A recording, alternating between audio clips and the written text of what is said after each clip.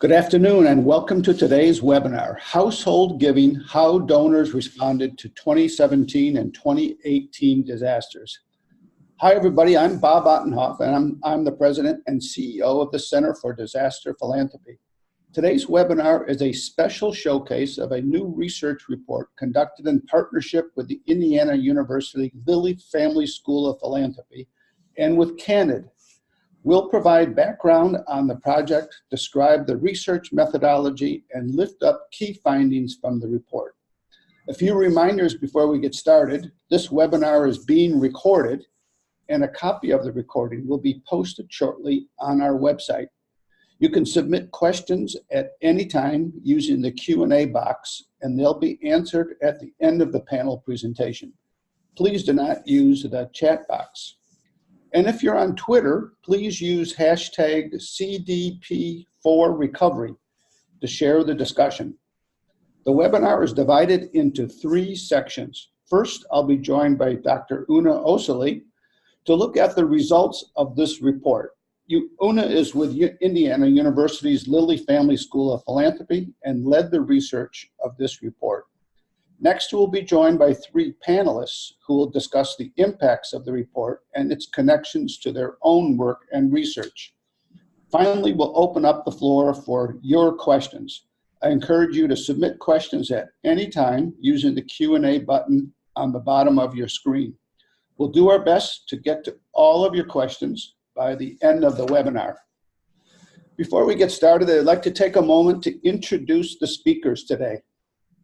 Dr. Una Osili is an economist with significant experience in research and policy in the fields of household behavior and economic policy. She serves as Associate Dean for Research and International Programs and is a Dean's Fellow, Mays Institute on Diverse Philanthropy at the Indiana University Lilly Family School of Philanthropy. Supriya Kumar is a manager of global projects and partnerships at Candid.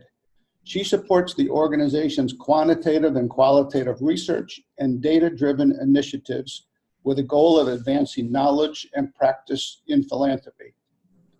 Tanya Gulliver-Garcia is the Associate Director of Major Initiatives at the Center for Disaster Philanthropy. She oversees our Disaster Philanthropy Playbook, the Measuring the State of Disaster Philanthropy report, and helps connect us to the local NGOs and INGOs responding to each disaster. Kevin Conroy is the Chief Product Officer at GlobalGiving. He leads a product team of talented programmers, system administrators, designers, communications, and marketers that work tirelessly to improve their websites so that donors can support more projects and projects can get more donors. Disasters, by definition, are generally unpredictable, so we tend not to think about them until they happen. Although disasters may not be predictable, they do happen with regularity. At CDP, we have long believed that the scope, scale, and frequency of disasters will only intensify. In 2017 and 2018, the U.S. experienced the first and fourth most costly years of major natural disasters on record. In the 2 years combined, the country was affected by 30 natural disasters that each caused more than $1 billion in damage. The series of major natural disasters in 2017 was unprecedented, both in number and magnitude of the disasters. In the U.S., there were 16 natural disasters that each caused damage of more than $1 billion, the highest total number of billion-dollar-plus natural disasters in the U.S. since 1980. These disasters led to over $300 billion in losses. In particular, Hurricane Harvey is the second costliest storm on record in the U.S., causing $125 billion in damage. Hurricane Maria ranks third with $90 billion, making it also the costliest hurricane on record in Puerto Rico and the U.S. Virgin Islands. Hurricane Irma ranks fifth with $50 billion in damage. These three 2017 hurricanes alone caused $260 billion in losses. In 2018, the U.S. experienced 14 billion plus natural disasters, which caused approximately $91 billion in losses, the fourth highest cost since 1980. The total damage from Hurricane Michael was estimated at $25 billion. Hurricane Florence was estimated at $24 billion. And the wildfires in California were estimated to have had at least $12 billion in insured losses alone. Total damage is still not clear from the wildfires. In response to these and other devastating U.S. and international disasters and humanitarian crises, individuals often acted quickly by donating money, goods, and time to help with relief and recovery. For example, in the 3 months following Hurricane Harvey, at least $1 billion was estimated to have been contributed to U.S. nonprofit organizations. And this is based on data collected by the IU Lilly Family School of Philanthropy. In addition to donating money in traditional ways, individuals also donated through various online portals for disaster aid in 2017 and 2018. Crowdfunding campaigns, especially those initiated by celebrities, such as Houston Texans J.J. Watt, gained attention and support quickly. Through our Measuring the State of Disaster Philanthropy, we've been tracking funding from some philanthropic sources, and we report on this each fall. Much, however, remains unknown about the patterns, preferences, and practices of individuals' charitable giving for disaster aid efforts. For example, how many Americans donate to disaster aid, and how much do they give? Does giving to disaster aid come at the expense of giving to other causes? What are the main drivers of disaster giving? And after disasters, to what extent do people donate online through social media and crowdfunding platforms in addition to traditional ways of donating? In that spirit, CDP teamed up with Candid and the Indiana University Lilly Family School of Philanthropy to understand the patterns behind individual household giving. I'd now like to introduce Una Osili to give us a presentation on what she's learned. Una, thank you so much for joining us today, and nice to be working with you. Thanks, Bob, and thanks to all of our partners and all of you on this webinar. It's been a very exciting project given the unprecedented nature of the disasters that Bob has outlined. We are excited to share the new data on U.S. households disaster giving in 2017 and 2018 using a nationally representative sample of U.S. households. The research brief we released yesterday presents new findings on patterns of household disaster giving, as well as the factors that drive individuals to donate after disasters. The report provides insights for foundations and other nonprofits who seek to better understand as well as engage individuals in disaster aid and more effective disaster giving. On our next slide, we show the patterns from the research brief. One of the key findings is that nearly a third of U.S. households donated for disaster aid in 2017 and 2018. Specifically, in 2017, 31% of households donated. In 2018, that percentage dropped slightly to 29%. In the research, we found that 22% of households donated in both 2017 and 2018, and most of the households that donated did so without cutting back on their other charitable contributions. In addition, when people offered help after a disaster, they chose and often wanted to help in a comprehensive way by donating financial gifts and goods and services. Among households that gave, so disaster aid donor households, about 12% of their charitable giving went to disaster-related activities. Having all this information in one place allows us to see the full impact of household disaster giving in both 2017 and 2018. Now, turning to the amount donated, what the results show is that the average donation per U.S. household was about $80. Looking across the distribution among households that supported disaster aid, we see that in both years, 53%, so more than half, donated between $100 and slightly under $500. In terms of the top disasters that were supported by households, you already heard the devastation that took place in 2017 and 2018. We can see from the slide that the larger the disaster, the more, at least the perception of the disaster, the greater support those disasters received. We'll explore the reasons and the motivations for donations in more detail shortly, but the three top disasters in terms of support received in 2017 were Hurricane Harvey at the top of the list, followed by Hurricane Maria, and third, Hurricane Irma.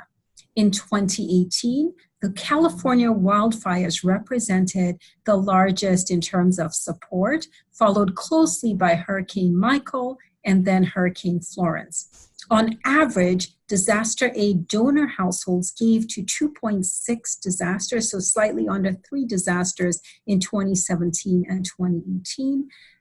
We also note that in 2018, we had a small percentage of US households, only 5%, donated to provide continued relief from the 2017 disasters, and approximately 3% donated to continue disaster alleviation that occurred prior to 2017, which suggests potential for more support in the aftermath of disasters. In 2017, only 2% of households donated to provide to ongoing recovery efforts from disasters that had occurred in 2016 or in earlier years. The location of the donations is also worth consideration. In 2017, we found that 27% of households donated to US disasters. So domestic disasters tend to garner more support, and about 4% went to international disasters. In 2018, those numbers are fairly comparable. We saw 22% of households contributing to disaster aid efforts that were more domestic in nature, and about 7% donated to international disasters. When we examine closely the location of the disasters that US households supported, more than a quarter, so 26% of households donated to US disasters only in 2017 and 2018, and about 7%, so under 10%, donated to both US and international disasters, while a very small fraction, 2% of our households donated to international disasters only. So with this as a background, we're going to turn our attention to the motivations for giving. Why do households give in the wake of a disaster? Our results indicate that the magnitude of a disaster, specifically the scale of the disaster and the number of people affected, were among the top motivators for giving to a disaster effort in both 2017 and 2018. There were other factors that we examined, including having a personal connection to the location of the disaster, as well as media coverage. These factors vary slightly when we look at US versus international disasters, with more donors citing the recipient organization's accountability and reputation when giving in an international context. International giving also appears to be slightly more intentional, as 19% of households who donated to international disasters mentioned that they regularly support disaster aid efforts or that it was part of their annual household giving budget. Consistent with existing research, we also found that households give when they're asked to give. In other words, solicitation, being directly asked, was one of the top motivations for households that donated to disaster giving and disaster aid in only one of 2 years, but not for donor households that gave in both years. having someone that they personally knew who was directly affected by a disaster, and being able to evaluate the effectiveness and the impact of the gift were two top factors that donor households said would encourage them to give more. So we see evidence in the results as to giving to disasters becoming more strategic, with some donors paying more attention to issues around accountability and effectiveness around disaster aid relief. One common question that we often hear or receive is the relationship between disaster giving and other household charitable giving. This is probably a question that many nonprofit organizations are concerned with. In our results, we do find that among households that made a charitable donation, 8% allocated all of their charitable giving to disaster-related activities in 2017, whereas only 4% did so in 2018. In general, households tend to donate to both disaster-related and non-disaster-related activities. We found 37% of households in 2017 and 35% in 2018 donating to both disaster-related and non-disaster-related activities. So charitable giving to disasters does not appear to displace other types of charitable giving. For households that gave to disaster relief, around 12% of their charitable donations went to disaster-related activities in 2017 and 2018, and a majority of households, close to 80%, so the majority of the sample actually cite that their disaster giving does not affect their giving to other causes in 2017 and 2018, and about 12% actually reported an increase in their giving to other causes.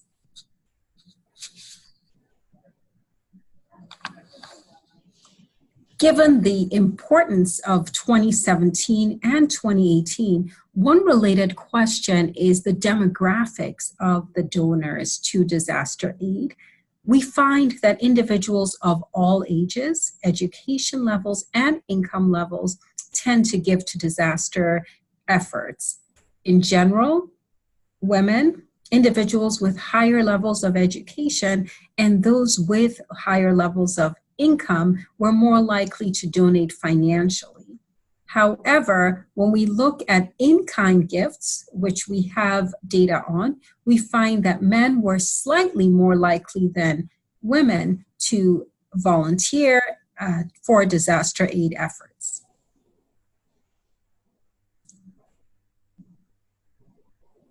In many reports on charitable giving, it's important to look at not just who gave, but who didn't participate and why. And in this report, we've taken this question very seriously and also asked households to tell us why they did not give to support these disaster aid efforts in either 2017 or 2018. 1/5 of the households responded that they did not give to disaster aid because they were already committed to other charitable causes or to other household activities. This speaks to the importance of embedding disaster support into charitable giving on an ongoing basis. Surprisingly, though, about 1/5 of the households who did not give mentioned that they did not give simply because no one asked them. So that is something that we have seen in other studies, that being asked is one of the most important motivators for many households, and also not receiving a direct request to give can also limit households' ability to participate in disaster aid efforts.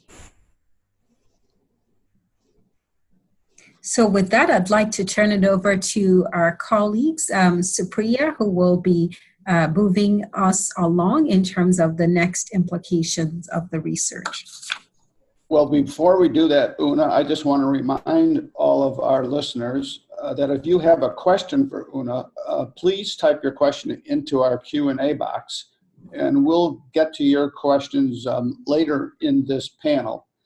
But now we do want to turn it over to Supriya Kumar. And just to remind all of you, she's a manager of global projects and partnerships at Candid. And Supriya, in that responsibility, you get a chance to see projects and data from all over the world. And I'm wondering if anything in particular surprised you about this report, and in particular, the average of $80 per contribution from U.S. households. What's your take on that? Sure. Thanks, Bob, and thanks everyone for joining us on this webinar and for Una to going through the findings from this research report. So I think, in our work here, we look at how philanthropy is specifically engaging with disasters. And based on the average figure that Una presented, we can actually, sort of roughly estimate that would be $10 billion going to disaster aid efforts in both years by U.S. households, which is quite a significant amount. In this slide, here's a slight, snapshot of how disaster funding looked like in philanthropy from 2016. Every year, as Bob mentioned, we produce an annual report that looks at how the comprehensive picture of disaster giving looks at. And this year we'll be coming out with a report that will look at the year 2017. So we're still gathering that information, but if you look at the 2016 figures, you will see that institutional philanthropy, which consists of U.S. foundations, public charities, and non-U.S. donors, came to about $200 million when considering disaster-related giving. On top of that, you see that corporate giving was another $150 million. But in the large part, you'll notice that the largest flows of aid generally do come from governments. You'll see that there's OECD data, which is the official development assistance by 29 government members of the Organization for Economic Cooperation and Development Assistance Committee, contributed almost $20 billion in funding for disaster relief. If we do go on to the next slide, I think what's really interesting is the fact that individuals, much like most of philanthropy, tend to support efforts immediately after disasters. You can see here that the majority of funding that we saw in 2016 went toward immediate response and relief efforts, while only 8% and 5% went to risk reduction and preparedness, and only 17% went to longer-term reconstruction efforts, which is actually in 2016 was higher than average. We know that in the last 2 years before that, in 2015 and 2014, that percentage was closer to 5% for longer-term recovery efforts. So I think that's also a really interesting point, that individuals in philanthropy do tend to respond more immediately when giving to disasters rather than thinking about preparedness or longer-term recovery.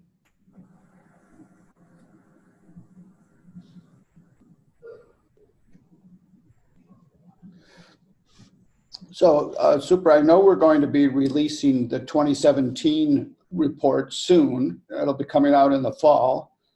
But I know you've been tracking certain disasters in 2017 and 2018. And how do your findings align with what we've learned so far? Right. So yes, we're still gathering the data for how philanthropy contributed to disasters in 2017, but we've been able to track a few of the numbers that are coming in. And as you can see in this slide, we see a huge percentage going towards Hurricane Harvey, already at $252 million. These numbers are based on news articles and announcements made by foundations and corporations, usually right after a significant event happens, such as Hurricane Harvey. So these numbers will likely change when we actually start into, the actual granular data of the grants data for each of these events. But it still gives us a good preview on what's been happening so far. And I think that, if we go look at how individuals responded, you did see a higher percentage going towards Hurricane Harvey. It was just such a huge, impactful disaster that the immediate response was equally pretty large.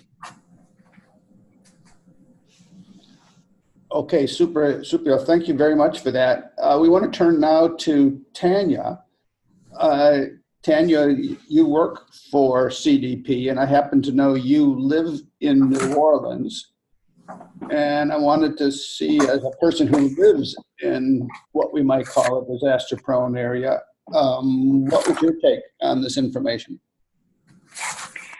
Thanks, Bob. I think one of the things that stuck out for me was the really low percentage that Una mentioned about previous giving. I think 5% at the highest in 2018 to 2017 disasters, and then even lower for years prior to that. But when I walk around my neighborhood, or if I'm driving around, I still see that coming up on 14 years since Katrina, there's still areas of the city that have not been able to return, that there's still significant damage and destruction. I went by a school the other day that still had a Welcome Back 2005 registration sign on the building, but the building is empty except for squatters. So I think as funders and even for NGOs, we need to think about how do we keep that message of recovery going so that people continue to donate to past disasters as much as they donate when it's in the news. Interesting. Okay, thank you. So you moved to New Orleans in part because you fell in love with volunteering. And the survey asked a little bit about volunteering and in-kind contributions. And I'm wondering if you can share both your personal perspective, but also what we know about information and what it means for disaster giving and response. Sure. So we saw in this survey that 61% of disaster aid donor households made financial and in-kind gifts. For some of them, that was volunteering to assist with the disaster. For some of them, that was giving of goods.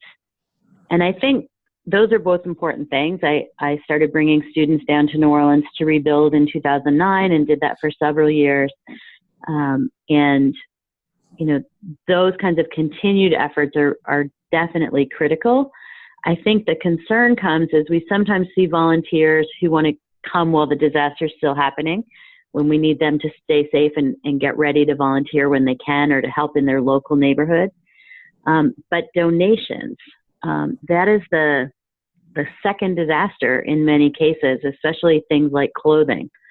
When we need to, start to think about how to move the disaster giving and donations and in kind towards cash, or to get people to think perhaps more locally. We know that food banks, for example, are networked across the country, and it's easier to give to your local food bank and for them to box up and pallet up similar donations and send them to a different location than it is for you to do a drive at your local community organization and try to transport that to the disaster area. And, corporate product donations are definitely different. So if you're working for a corporation and you want to give a pallet of wrapped items, that's great and really easy to manage. But that single bottle of shampoo or that single bottle of toothpaste, think about how to give that to a place that can manage that in a way that's really helpful. And internationally, cash is really the best thing to put it to best use. Sometimes it's 6 months later before your blanket or tent is getting across the world, and people are back in homes or have no longer a need for a blanket because it's the warm season now. Okay, Tanya, final question. And by the way, for those of you listening, we'll be taking your questions in just a minute. If you've got one, use the Q&A box at the bottom of the screen, and we'll get to that after we speak to our panelists a little while. So, Tanya, we like to promote the State of Disaster Philanthropy report as data that you can use to drive decisions. And I'm wondering, what are the takeaways that philanthropy can take from this particular report? How would you recommend that a funder use this data that we presented today? Well, I think one of the key things that struck me is that donor households said it was really important to them that they were informed about the impact of their gifts. So I think as funders, we need to think about how we better share the results. And I think sometimes philanthropy can fail at this. We might talk about who we gave the grant to, but we don't talk about what that impact was on that community. So what does it mean when we donate $500,000 to an organization, to an NGO? They also talked about media coverage, and we know that when the media goes away, the funding goes away. And so one thing I've seen funders do, and we've done it at CDP through our Hurricane Harvey Recovery Fund, is support funding for a journalist. And that journalist can stay working, focused on disaster recovery, because especially in a major disaster, there's going to be stories for years to come. And then I think the last thing is we saw that a lot of disaster households didn't change the amount. It didn't affect their other giving. So that means, I hope, that they're starting to think about this kind of giving strategically and as part of their normal charitable giving. And I think for community foundations especially, it's important to start thinking strategically as well about how do we ask for disaster donations outside of a disaster? How do we get money in the hands of a community foundation so that it's prepared when, because I don't think it's if, a disaster hits their community? All right, thank you very much. That's Tanya from CDP. We're going to hear now from Kevin from GlobalGiving. Kevin, you're the Chief Product Officer there. So you get a chance to see a lot of data from a lot of different places. How does this data and this report we heard today from Una compare to the research you're doing at GlobalGiving about donor motivations? Yeah, this report aligns very closely with what we've seen in practice working with donors in the aftermath of a disaster. Not only have we seen a similar distribution in levels of gift amounts, but we're seeing donations from people who have geographic affinity to the impacted areas. Could be perhaps they grew up there, or their family's from there, or they know someone who lives there currently. We've also seen increased interest in giving when there's more media coverage and when the media coverage is fresh, to build on what Tanya was just saying. And we suspect in large part that's why our own Hurricane Irma Relief Fund raised less than our Hurricane Harvey or Hurricane Maria funds, because there was just less coverage about Irma. And I think one of the other important things too that we've found is that we also know donors are always concerned about how their donation will be used, and providing trust indicators and transparent information is really important to address those chief concerns that donors have. Yeah, so one of the questions from our listeners, we might as well get to it right now, is why do you think the contributions to Hurricane Michael were so much less than donations in 2017? You sort of alluded to it a little bit. Yeah, I'm wondering if you have some additional insights. Yeah, I think some of it really depends on the media coverage of the disaster and the event. Some of it could be related to the geography of it. I don't have a perfect analysis to compare Hurricane Harvey to Hurricane Michael, but I think, one anecdotal bit is just there were so many striking images coming out of the Houston area, and because Houston affects such a large population center, there was a much deeper, wider network of individuals who knew someone in Houston or were from Houston themselves. And seeing all of the flooding and damage in particular, I think, really struck a chord with people.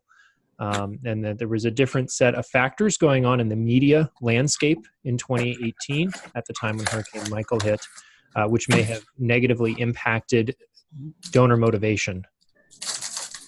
So another question for you, Kevin. One of the statistics we saw was around crowdfunding. Yeah.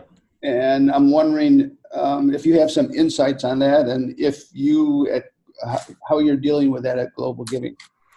Yeah, I think the survey results show that donors really do want to support relief efforts that directly benefit local organizations and local recipients impacted by the disaster, but that they're concerned about how well their funds will be used, as highlighted by the first row in that chart.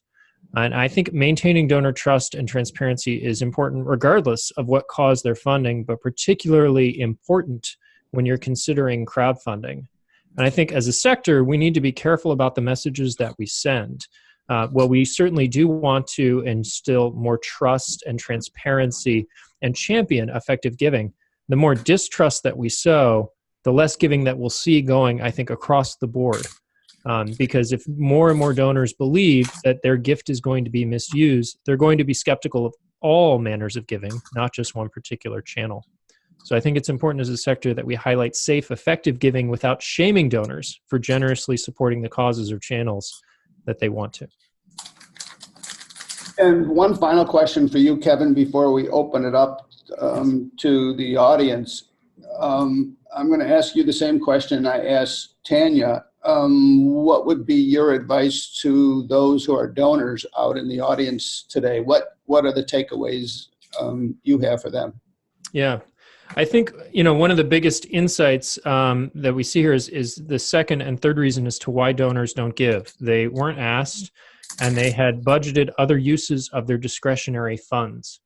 I think as a sector, we too often view other nonprofits as our competition. However, I think many individual households make their philanthropic gifts out of general discretionary budget funds, not dedicated channels like a DAF or a philanthropic account. And as such, I think our biggest hurdle is the lack of awareness and non-charitable discretionary spending. We know from other surveys like Giving USA that giving as a whole is only about 2% of GDP. So I think it's time to not worry about how to fight over how that 2% of the pie is being divided and allocated, but rather how can we focus on getting more of the remaining 98%.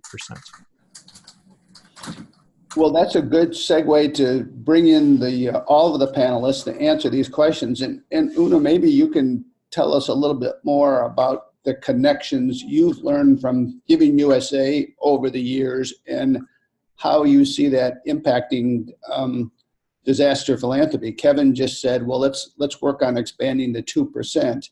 But do you see, you had one slide that said over time, people go back to their normal giving patterns, but I wonder if you might just expand on that a little bit. And if we're interested in expanding the disaster giving percentage, what does that mean for the rest of the nonprofit sector? Thanks, Bob. I think that's a great set of questions that you've all outlined.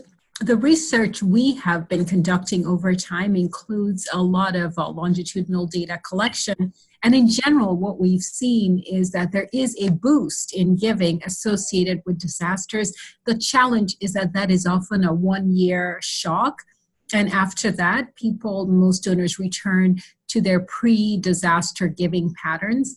And there, I think, is an opportunity to educate donors on the long-term nature of disaster relief and recovery. We already heard from several colleagues, including our colleague from New Orleans, that mentioned the long-term nature of recovery and rebuilding that takes, in some cases, decades to actually restore and rebuild communities. In that's not something that donors are often told about, and the need to essentially stay in this disaster giving moments beyond just the news cycle. What we've seen from research is that many organizations can actually shift their messaging so that donors realize that they can be involved beyond when the news cameras have moved away, and that there are ongoing needs beyond just the initial recovery phase. And that some organizations have started to develop that sort of strategy to keep those donors in the fold longer term. I think that's where there is an opportunity because the organizations that have done that have been quite successful, but most organizations have the initial appeal and then may not be as involved in engaging those donors longer term. And we see from the research that being asked is really the number one reason for many households not giving. And when we also look at the households that gave, it was because they were asked or they had information that led them to give. And so that's where I think there is an enormous potential to boost overall disaster giving, but also to inform and educate and engage donors in this larger disaster recovery question, which is not something that gets as much visibility. And I know many organizations are working on this challenge, but from the data side, we certainly see a gap there. I'd like to bring in the rest of the panel on that question because we did receive several questions from the audience as well. What is it that we can do to encourage donor receptiveness about supporting disaster preparedness, long-term recovery, some of the other aspects of that are so important to disaster work? And Kevin, maybe you can start us off, and then we'll go to Tanya and then on to Supriya for this one. Right. I think one of the key things to do is to tap into the same reason that donors will give to disaster giving in the first place, which is that there's a big emotional appeal that they have to it that is a result of the media coverage, a result of the geographic affinity connection, and seeing the timeliness and urgency of the need.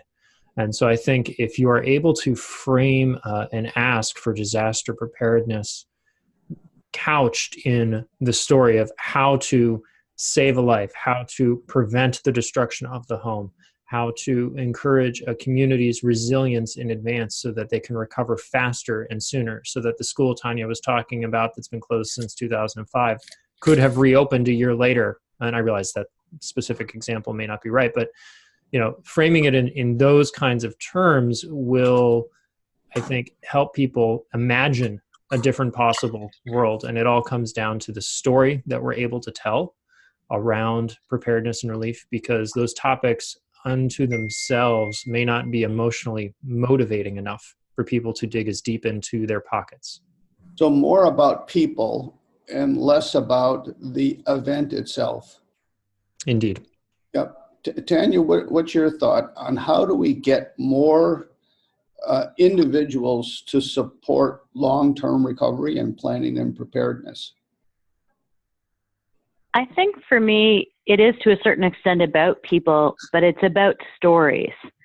And I think Kevin was touching on that. And it's really, how do we share what good we do? Right? Some of the threads I saw through the answers to the surveys were this concern of not knowing what their gift was doing.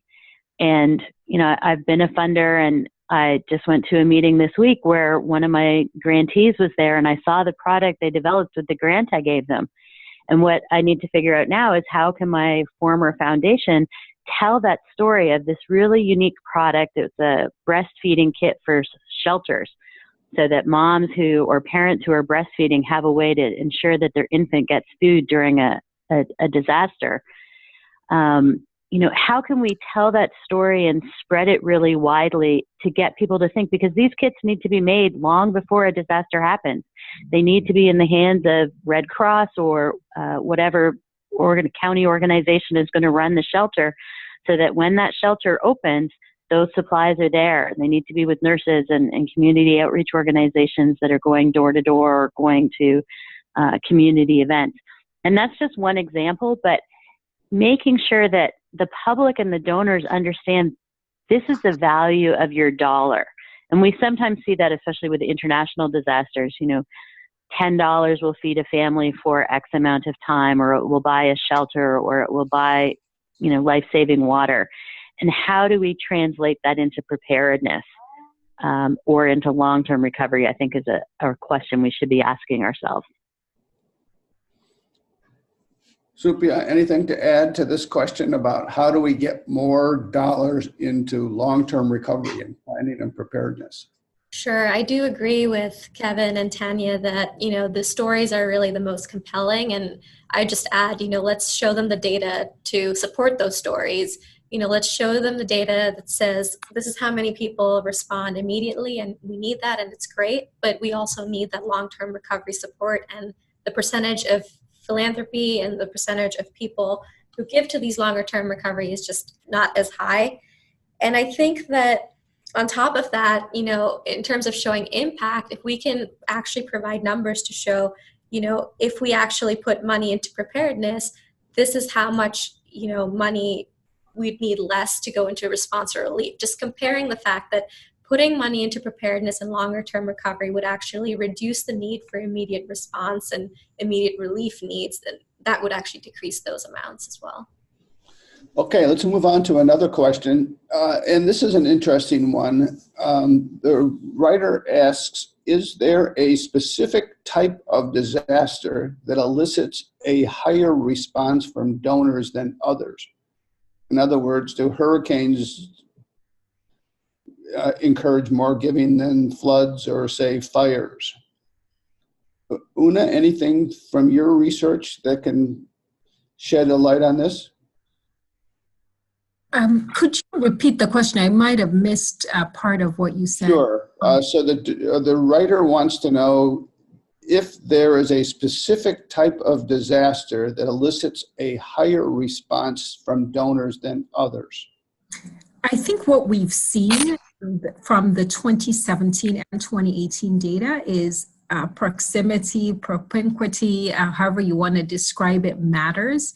And media coverage also matters. So in terms of the disasters that tend to get the most support are the ones where there is a lot of visibility around the disasters, news coverage, or increasingly social media, both traditional and new types of attention around the disaster. And the story, as we heard, is linked to how donors can make a difference. We've also seen it's not just the the quantity of media coverage, it's also the quality. And one example here is Hurricane Harvey. We did see one of the strongest responses philanthropically because much of the news coverage was related to actual families and lives, even animals, and how they were being affected, and communities, not just in Houston, but in the metro area. In contrast, when disasters do not get as much public attention, they don't get the same degree of philanthropic response. In 2017 and 2018, we see that especially for some of the international disasters that did not receive as much coverage, and certainly we also did not see the same amount of philanthropic response. The message here is that there isn't always a direct link, but certainly the role that we can play in the philanthropic sector is to make sure that we are sharing not just the disaster and the magnitude, but also the impact it's having on people's lives, because that connection is often what motivates individuals to give, and to give continually, even beyond the news coverage cycle. Kevin, what's been your experience at GlobalGiving? Yeah, I think we have seen that disasters that are not knowable or not plannable for in advance tend to receive the most support. And so we've seen hurricanes and earthquakes in particular, because those act almost forces of nature. Whereas a wildfire, our relief efforts for there have underperformed on the fundraising side for a variety of reasons we can hypothesize about. But I think, I would agree with Una that the media coverage matters the most. One of our historic all-time biggest fundraisings was for the earthquake and tsunami in Japan back in 2011. And part of what made that so big is we saw two spikes in fundraising. One was the very typical 48 to 72 hours after the initial event occurs is typically when we see a spike, but we saw a second spike for the Japan efforts a week after the event, and that was because of the media coverage of the nuclear plant meltdown in Fukushima.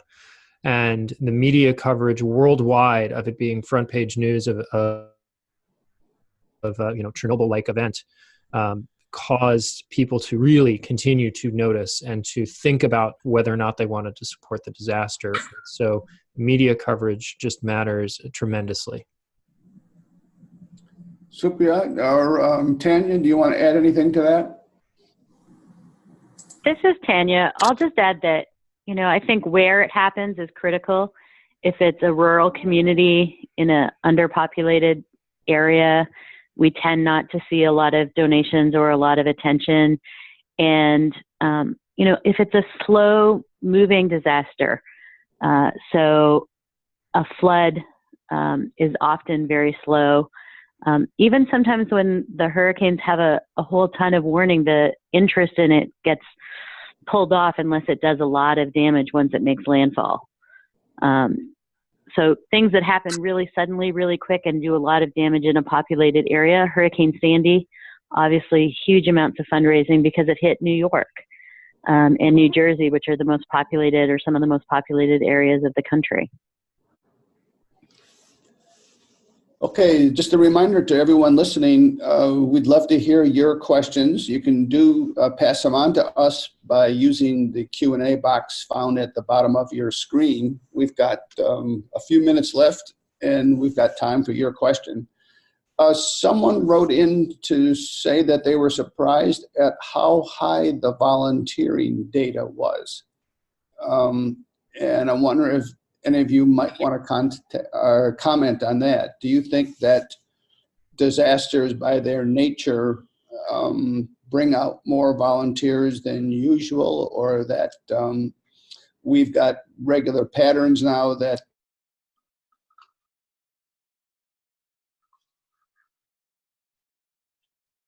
volunteering data seem surprisingly high?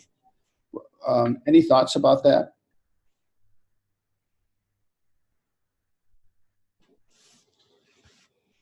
Una, do you want to give us what the numbers were? Okay, now so let's go back to numbers. I was just going to say that in contrast to the giving numbers, we don't have as much comparative information on volunteering. Okay. The other disasters, whether it's Katrina, the Asian tsunami in 2005, or even 9/11 and other disasters, we have had information on charitable giving, but we haven't asked about volunteering.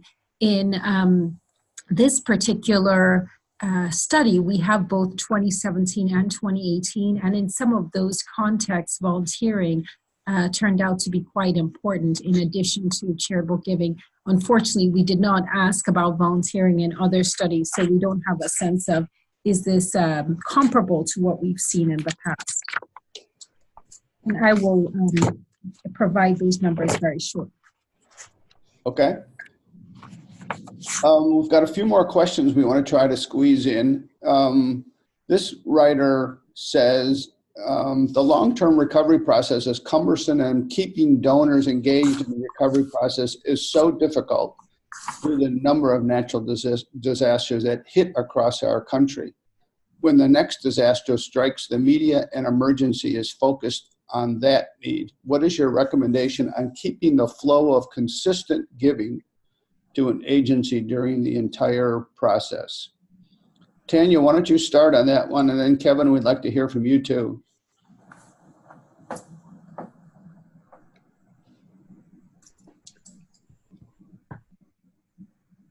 Sorry, Bob. So we're wondering about how do we, we talked a little bit about this a few minutes ago. The recovery, yeah. The recovery, but keeping people engaged and informed. Is that something you think nonprofit organizations are doing enough of? Well, I think the challenge for nonprofits is they're working with limited resources and big need. And, this is a challenge we see in disasters all the time. And, we had Florence and Michael back to back.